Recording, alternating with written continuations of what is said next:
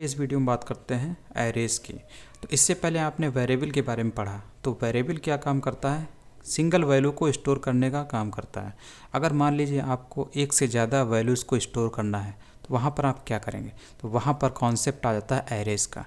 तो एरेज जो होता है वो वेरिएबल ही होता है, लेकिन वो एक से ज़्यादा यानी मल्टीपल वैल्यूज़ को स्टोर कर सकता है।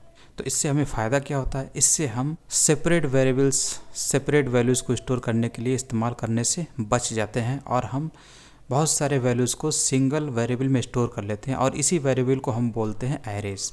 यानी एरेज एक तरीका है जिसके ज़रिए हम बहुत सारे मल्टीपल वैल्यूज़ को स्टोर कर सकते हैं।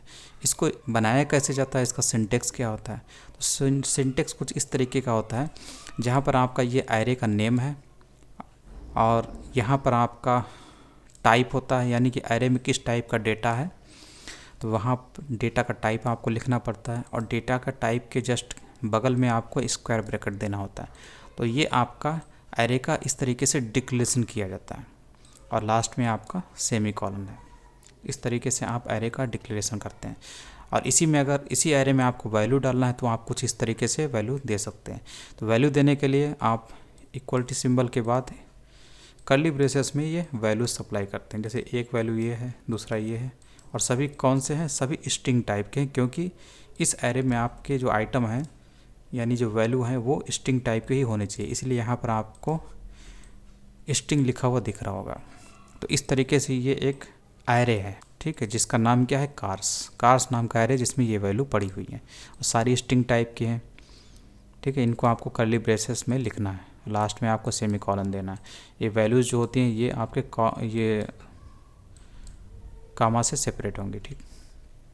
इस तरीके से आप स्ट्रिंग टाइप का एरे बनाते हैं। वहीं आप अगर इंटीजर टाइप का एरे बनाना चाहते हैं तो आपको यहाँ पर टाइप जो है INT देना पड़ता है।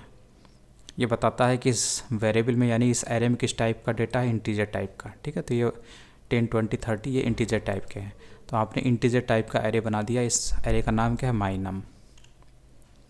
उसके बाद इस एरे के एलिमेंट को यानी इन सभी को हम लोग एक्सेस कैसे करते हैं? तो एक्सेस करने के लिए हम लोग इंडेक्स का इस्तेमाल करते हैं।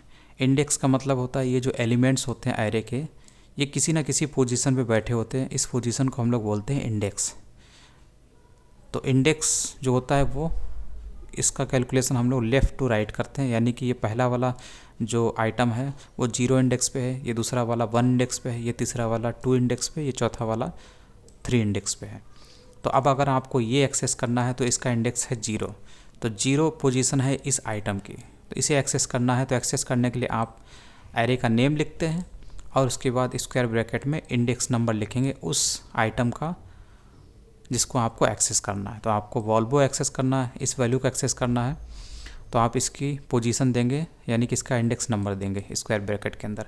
तो इस तरीके से आप वॉल्वो को एक्सेस कर लेंगे, ठीक है। तो अगर इसको आप देखिए तो इस तरीके से आपने एक्सेस कर लिया इस वैल्यू को जो कि इस एरे में मौजूद है, ठीक है। अगर आपको ये वाला एक्सेस करना है तो ये किस इंडेक्स पे? ये 0 इंडेक्स पे, ये 1 इंडेक्स पे, तो ये 2 नंबर के इंडेक्स पे।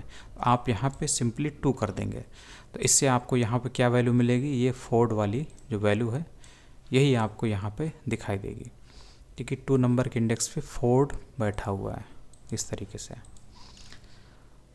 ठीक है। और यहाँ पर लिखा हुआ है कि जो फर्स्ट एलिमेंट होता है वो 0 इंडेक्स पे बैठा हुआ होता है, सेकंड एलिमेंट 1 इंडेक्स पे बैठा हुआ होता है, ठीक। तो इस तरीके से एक्सेस करते हैं। उसके बाद जब आप एक्सेस कर सकते हैं तो एरे के एलिमेंट्स को चेंज भी कर सकते हैं, ठीक है। तो इस तरीके से आपने एक्सेस किया था, उसी वैल्यू को आप इस वैल्यू से रिप्लेस भी कर सकते हैं, ठीक। तो 0 इंडेक्स पे जो वॉल्वो बैठा हुआ तो उसकी जगह पर आप ओपेल कर सकते हैं। तो ये चेंज करने का तरीका हुआ। जैसे कि इस वैल्यू की जगह पर आप ओपेल करना चाहते हैं, ठीक। तो पहले हम इसे एक्सेस कर लेंगे, इस तरीके से हमने एक्सेस किया। उसके बाद ये वैल्यू जो है इसकी जगह पर रख दें, ठीक। तो ये वैल्यू आपकी हट जाएगी। तो इस तरीके से आप वैल्यू को रिप्लेस कर सकते हैं। अब आप यहाँ से जब इस कार्स के 0 इंडेक्स पे पड़ी हुई वैल्यू को एक्सेस करते हैं तो आपको ये मिलता है, ना कि ये, ठीक है। तो यहाँ से आपको क्या मिलेगा? ये वाली वैल्यू मिलेगी। तो इस तरीके से आप एक्सेस कर सकते हैं, ठीक है।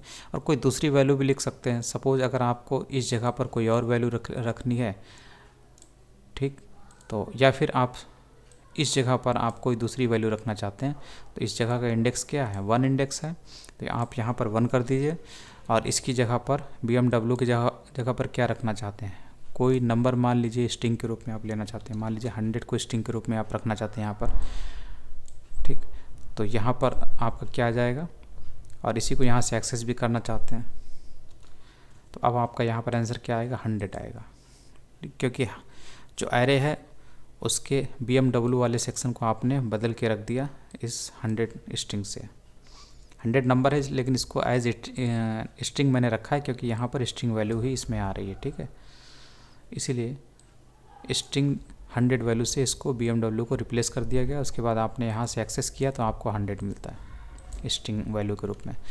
उसके बाद एरे लेंथ, एरे में कितने एलिमेंट पड़े हुए उनकी संख्या कितनी है, तो इसको हम लोग लेंथ प्रॉपर्टी के जरिए निकाल सकते हैं। तो सिंपली आपको एरे का नाम लिखना होता है, डॉट लगाते हुए लेंथ लिखना होता है। इतने से आपको पता चल जाता है कि कार्स नाम के एरे में कितने एलिमेंट हैं। तो इससे आपको क्या मिला, 4 मिला, क्योंकि यहाँ पर 1 2 3 4 एलिमेंट है इस कार्स एलिमेंट में, इस कार्स एरे में। तो ये लेंथ प्रॉपर्टी के जरिए आप निकालते हैं।